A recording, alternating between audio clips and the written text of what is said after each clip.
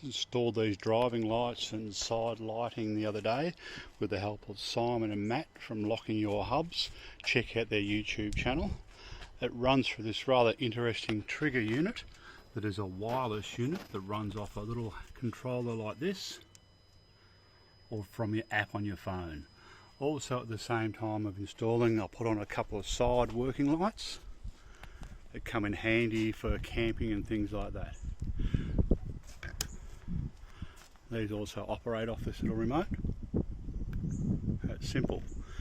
You can also use a phone app that gives you dimming and strobe features as well if you would ever need them.